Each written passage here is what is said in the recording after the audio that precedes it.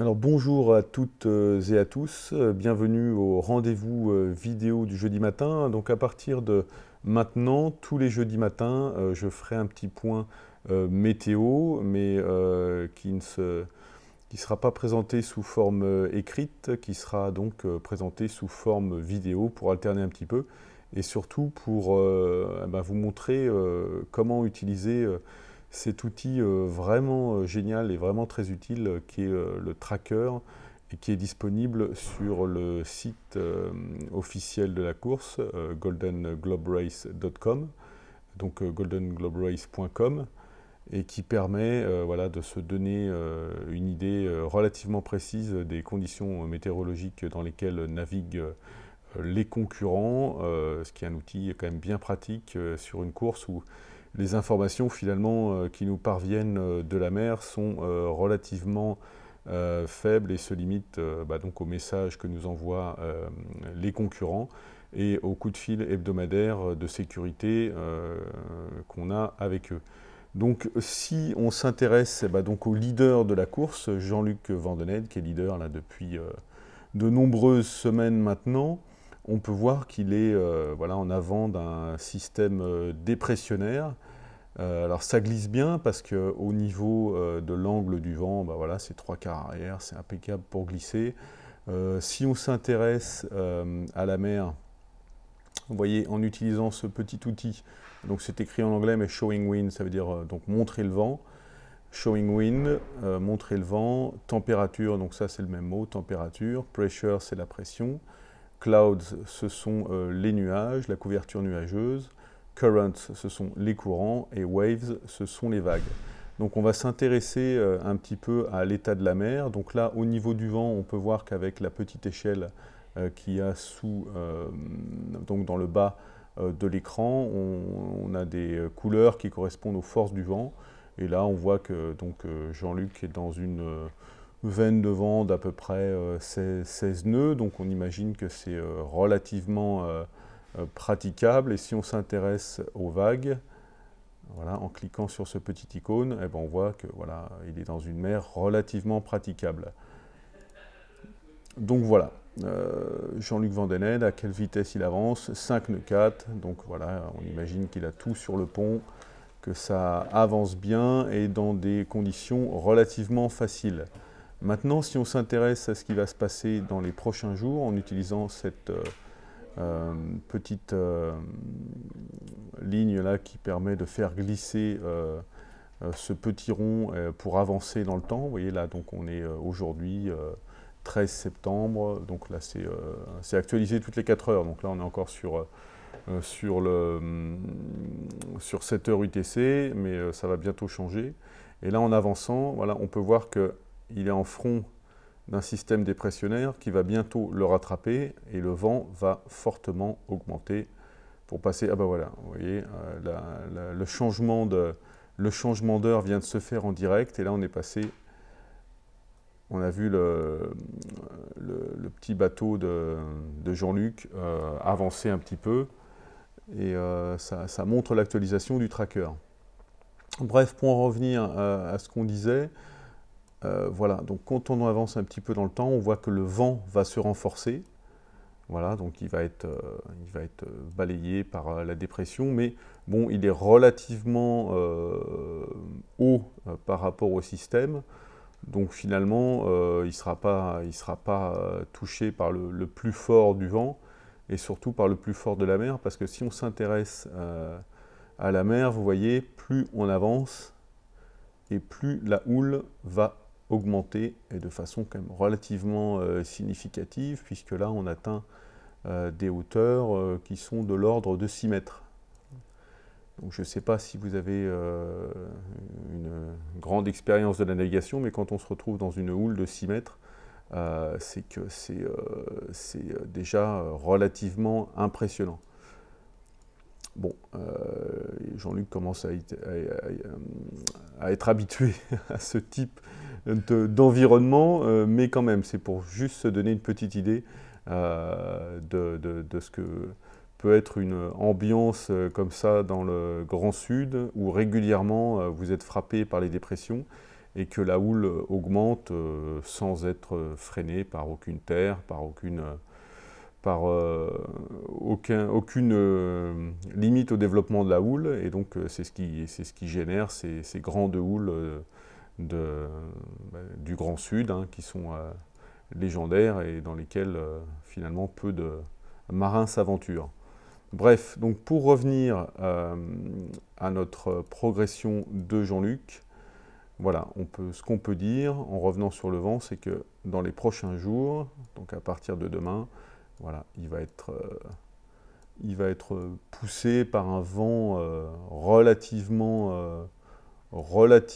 raisonnable si on considère les régions dans lesquelles il évolue, et qu'à partir du 15, ça va se ralentir un petit peu, le vent va tourner au sud, la température devrait baisser un petit peu, bon, c'est pas vraiment significatif, mais c'est parce qu'il se maintient relativement en hauteur. Alors, la raison pour laquelle il se maintient relativement en hauteur aussi, je vais vous le montrer, c'est parce que les règles de course imposent qu'il reste au-dessus de cette zone-là, donc à 42 degrés sud, pour éviter justement qu'il ne soit confronté au plus mauvais temps. Parce que la tentation, toujours, quand on est dans une logique de course, eh ben, c'est de raccourcir la route, et un moyen de raccourcir la route sur un tour du monde, c'est de descendre le plus sud possible, parce que la route, vu la rotondité de la Terre, se raccourcit.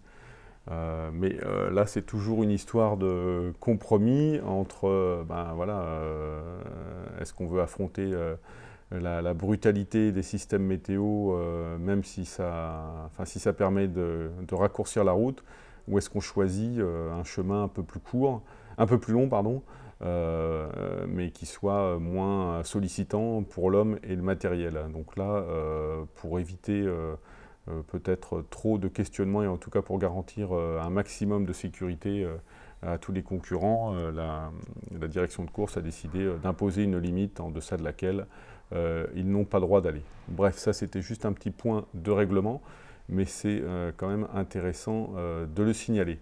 On va regarder un petit peu quelle est l'avance de Jean-Luc en utilisant ce petit outil qui s'appelle le Toggle Roller et qui permet en fait, vous voyez, de placer un petit point sur le bateau. Et en fait, en plaçant un deuxième point et en le faisant glisser, on a une idée de la distance qui sépare Jean-Luc Van den Ende de Mark Slatz. Et là, on est à 1165 000 nautiques, donc ça représente quand même une distance qui correspond à peu près à une semaine de navigation. Donc Jean-Luc a une semaine d'avance pour l'instant sur ses concurrents. Alors concernant le peloton des poursuivants, on peut se rendre compte que quand on s'approche un petit peu, quand on zoome un petit peu sur la flotte, voilà, je vais enlever aussi, voilà, cette petite barre, on se rend compte que Mark Slatz, lui, il est vraiment juste à la limite de la puissance maximum du système météo au-dessus duquel il évolue. Et il nous a envoyé un message cette nuit pour nous dire qu'il avait navigué toute la nuit à sec de toile. Et quand on regarde sa vitesse, on voit qu'il est à presque 6 nœuds sur un bateau lourd comme celui qui est le sien et qui en fait correspond au concept de tous les bateaux de la Golden Globe Race, qui sont donc des bateaux à déplacement lourd avec des quilles longues et des safrans dans le prolongement, etc. On se rend compte on imagine que c'est des conditions qui sont relativement musclées. On va s'intéresser à l'état de la mer. Et vous voyez, l'état de la mer correspond un petit peu à la force du vent, sachant que le système a eu le temps de lever une grosse houle. Et là, si on regarde l'échelle, on voit qu'il est a priori dans 9 à 10 mètres de houle. Donc Sabot est un solide gaillard, je pense qu'il passe des moments un petit peu compliqués en mer en ce moment. Mais en tout cas, voilà, ça n'empêche pas de progresser et de continuer à ouvrir la voie pour le peloton des poursuivants devant Gregor McGuckin, lui qui visiblement doit faire un peu le gros dos, doit se ralentir sans doute un petit peu dans la houle qui qui doit être bien importante aussi, puisqu'il est qu'à 3 nœuds 2, en tout cas au moment où il a été, où le tracker a relevé sa vitesse. Un petit peu au-dessus, on a Abhilash Tomy. Alors Abhilash Tomy, il a passé une nuit un peu compliquée parce qu'il a eu, on n'a pas eu les détails techniques, mais il a eu des soucis de régulateur d'allure et il a dû naviguer, donc il a dû barrer toute la nuit. Et il nous a envoyé un petit message ce matin pour nous dire que c'était réparé il y a 1 heure à peu près et qu'il était à nouveau libre un petit peu de ses mouvements. Mais en tout cas, il a dû passer une nuit relativement musclée, hein. Si on s'intéresse là aussi à la houle, on voit que voilà, il y a encore 6 mètres de houle, donc ça a dû être une nuit relativement fatigante.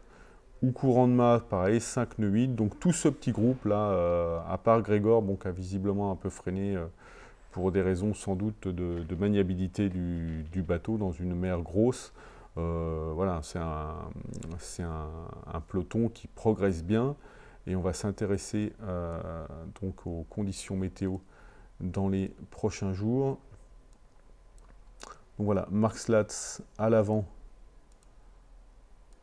enfin en bordure haute du système, et donc si on avance, logiquement ça devrait, voilà, ça va bien se calmer. Au niveau de l'état de la mer, ça va rester gros, donc ça, c'est des mers qui peuvent être un peu dangereuses parce que quand le vent réduit mais que la houle se maintient, les vagues ont tendance à être un petit peu plus hautes aussi.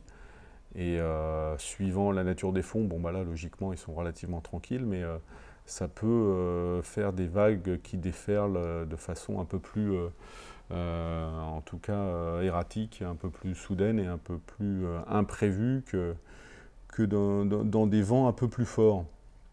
Voilà, mais bon, cette houle-là va se calmer aussi pas mal.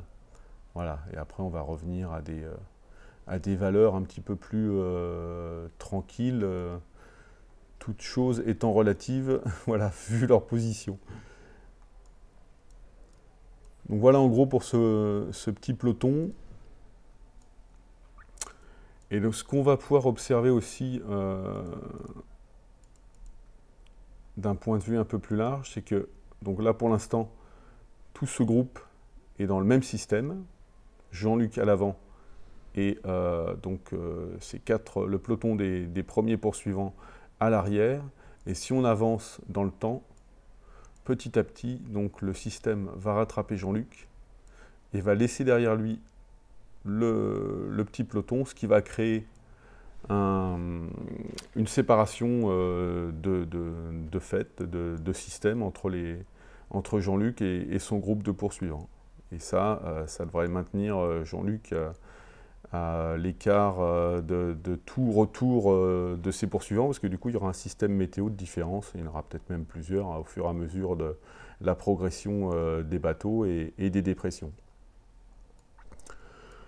Si on va un petit peu vers l'arrière de la flotte, donc on va regarder un petit peu à quelle distance est Suzy par exemple Oukou, qui est le dernier du peloton des premiers poursuivants.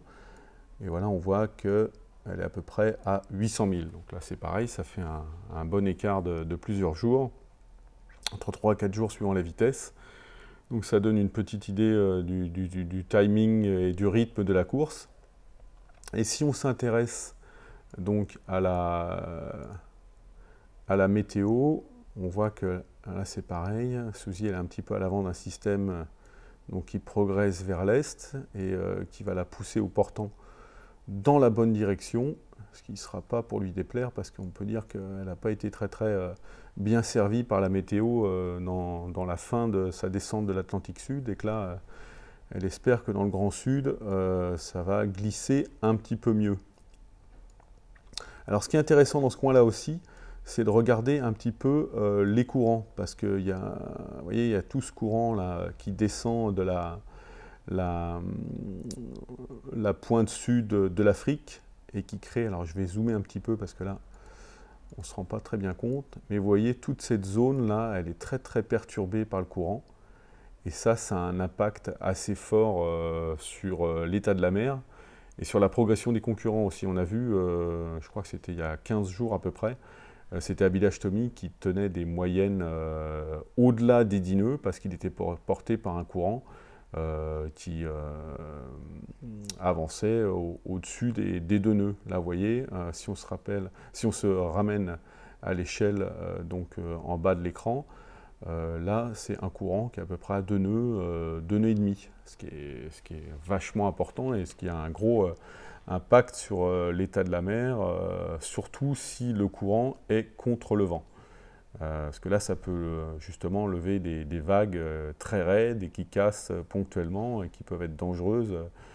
On l'a vu avec Harrowig, on peut facilement dans ces coins-là se faire retourner par une vague parce que le différentiel entre le bateau et la taille de la vague, il n'est pas toujours à l'avantage du bateau dans ces coins-là. Donc pour en revenir à Suzy, on va regarder un petit peu quelle est sa progression dans les jours à venir. Donc voilà, je vous disais, elle est en avant d'un système, là, avant 3/4 arrière. L'état de la mer est relativement cool a priori parce qu'elle est à l'avant du système. Voilà, c'est relativement calme. Mais progressivement, elle va se faire rattraper par ce système dépressionnaire. Là, on a des bons vents d'ouest qui vont la pousser directement dans la bonne direction. Mais bon, ça va faire en même temps grossir un petit peu la houle. Bon, ça va. Là, a priori, ça ne va pas être trop méchant. Et ça devrait lui permettre de bien progresser dans les jours qui viennent. Voilà, le vent va passer doucement au sud-ouest. Voilà, et dans les quelques jours, en fonction de sa progression, bon, s'il reste sur cette ligne-là, elle devrait pouvoir progresser dans un vent de sud-ouest. Ah, alors là, on peut se rendre compte aussi que dans 4 jours, elle peut être à nouveau confrontée à une zone de calme en fonction de sa progression, mais qui ne devrait pas durer très longtemps, parce qu'après, il y a des puissants vents de nord qui vont lui permettre, pareil, de continuer plein est au travers, et de reprendre une navigation dans des conditions relativement calmes une journée, et après ça va se renforcer à nouveau. C'est voilà, un peu le rythme du Grand Sud, hein, c'est que voilà, c'est des enchaînements de dépression, des trains de dépression qui frappent la flotte et entre lesquels les bateaux et les skippers respirent un petit peu, mais c'est une routine assez violente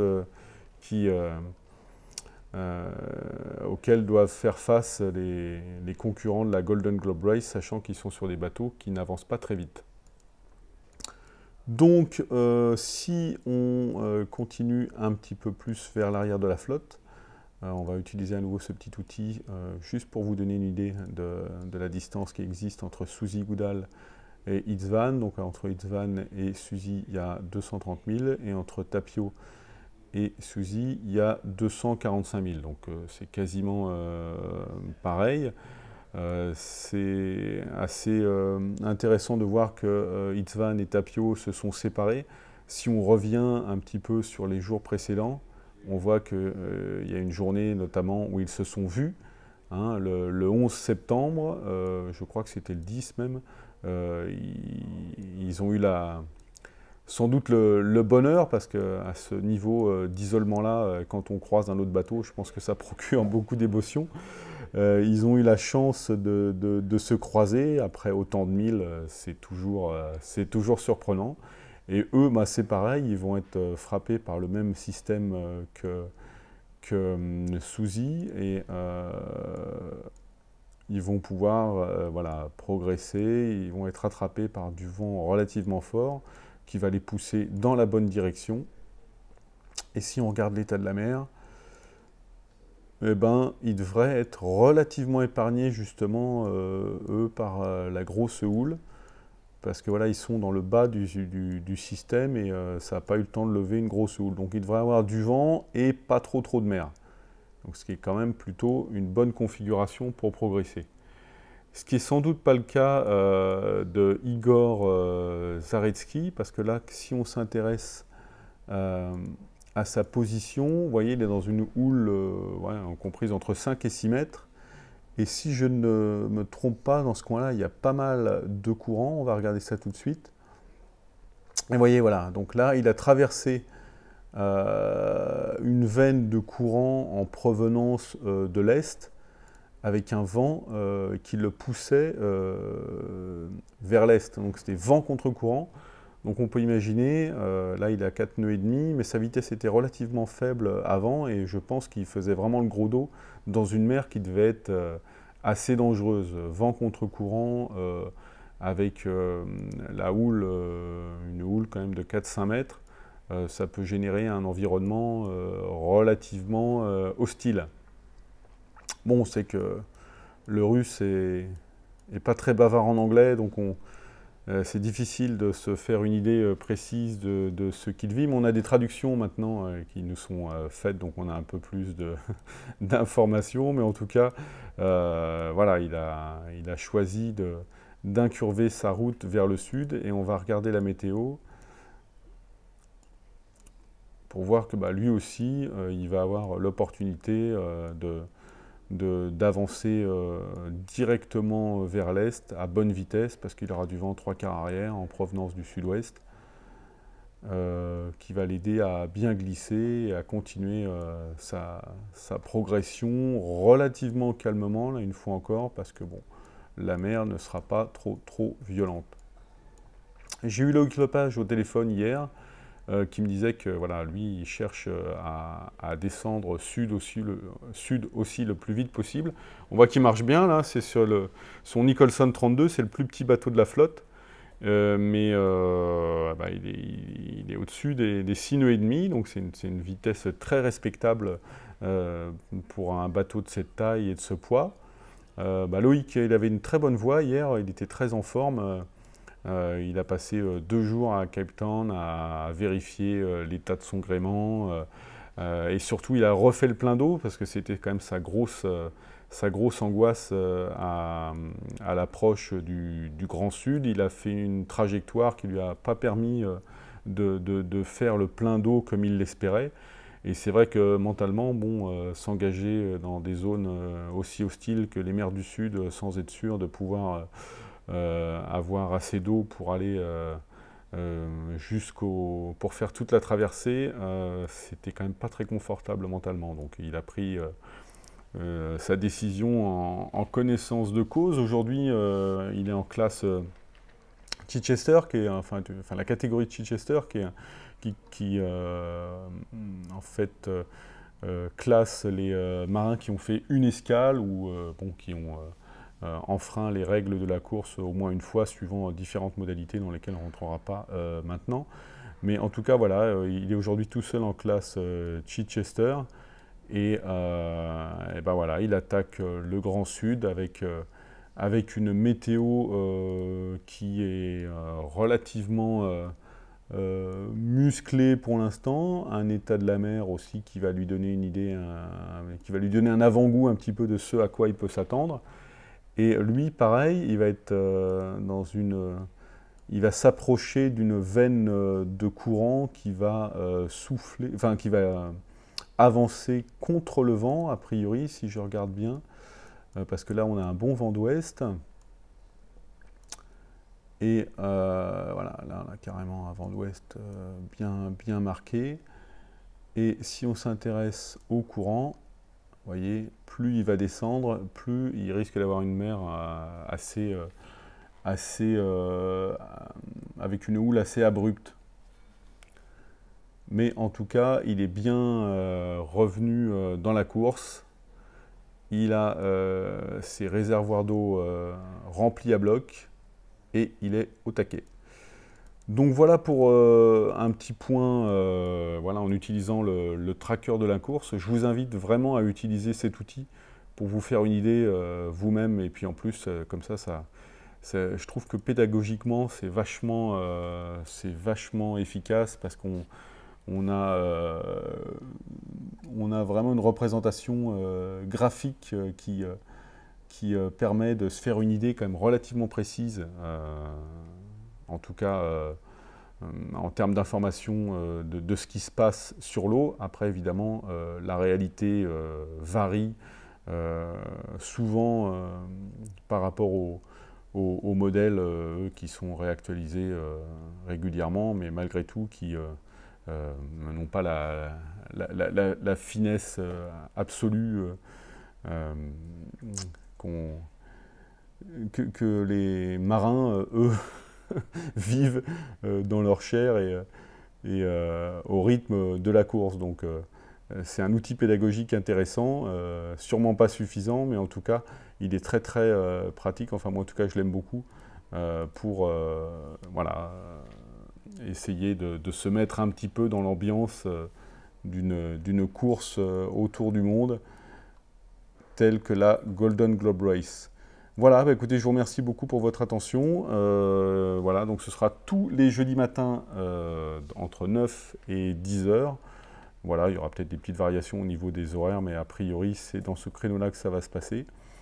Et je vous invite à utiliser cet outil autant que vous le voulez, parce que c'est vraiment, une fois de plus, quelque chose de très très pratique et qui donne beaucoup d'informations visuelles. Voilà, allez, à bientôt!